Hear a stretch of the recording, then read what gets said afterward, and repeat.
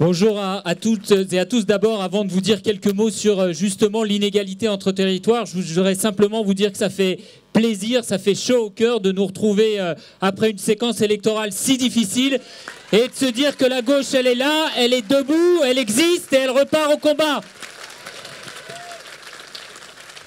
Et elle le fait justement aussi avec, en sortant peut-être de ce qu'elle a trop fait ces dernières années, de mépriser en partie le débat intellectuel, l'apport des chercheurs, des sociologues, des militants de la société civile, associative, syndicaux, citoyens.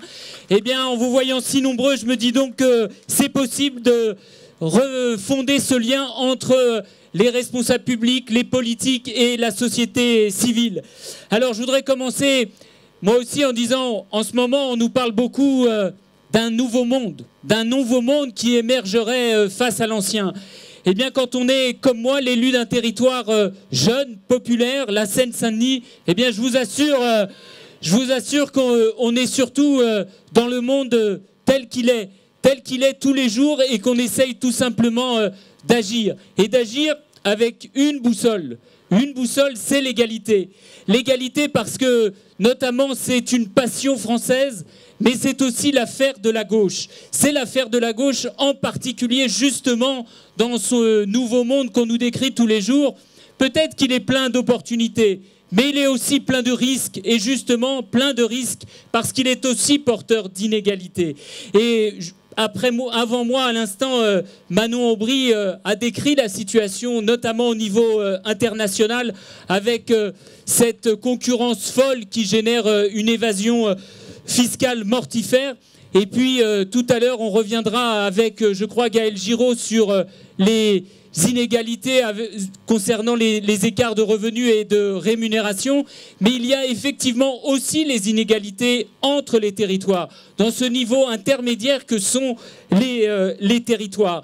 Et d'ailleurs, inégalités entre les territoires, entre les régions, entre les métropoles et les territoires ruraux, mais au sein même des métropoles, entre les quartiers riches et les quartiers populaires comme le mien, avec des inégalités qui sont à la fois concentrées et qui se cumulent face à l'emploi, face au logement, face à la santé, y compris face à la question des pollutions et des nuisances environnementales.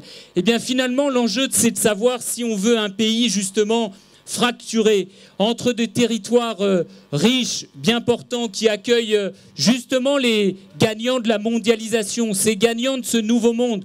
Finalement, la France qui va bien et qui est en train de gouverner pour et par elle-même, et de l'autre côté des territoires pauvres, de la relégation. Eh bien, l'enjeu, c'est de savoir si, à force de laisser s'installer les inégalités, c'est pas finalement l'idée de république qu'on est en train de mettre en difficulté. Et je voudrais vous en donner quelques exemples.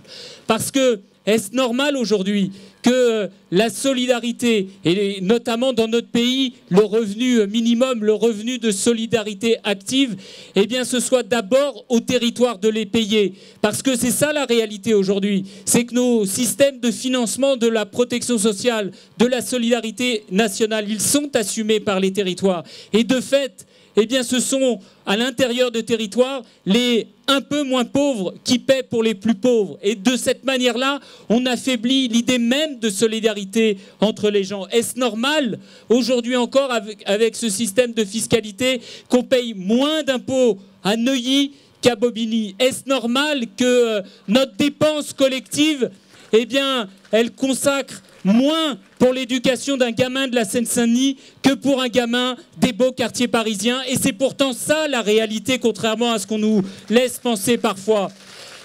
Est-ce normal encore que ce soit si difficile de se soigner aujourd'hui dans les territoires de banlieue ou dans les territoires ruraux? Alors, pour pas être trop long, moi je voudrais avancer 3 idées.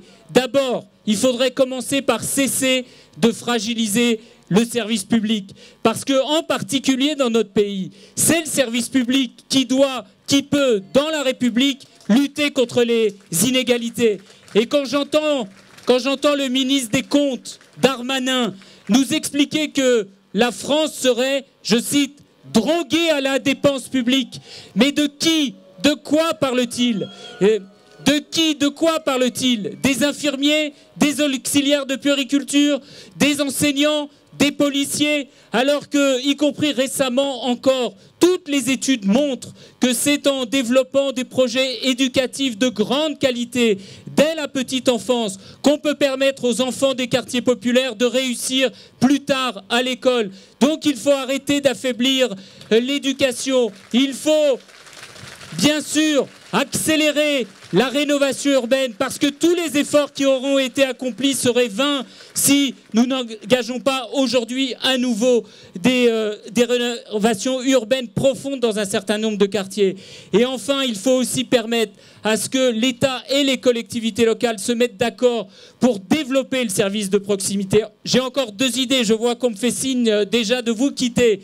Bien sûr, il faut aussi mettre en place une autre répartition de la richesse grâce à une fiscalité qui nous sorte de la situation actuelle. Je vous donnais l'exemple des impôts qui font qu'on paye moins à Neuilly qu'à Bobigny. Le système aujourd'hui est injuste, il est inefficace et donc promettre de supprimer la taxe d'habitation à la Saint-Glinglin, ça ne réglera rien. Il faudrait avoir du courage de remettre à plat la fiscalité française autour de quelques grands principes: lisibilité, égalité et redistribution.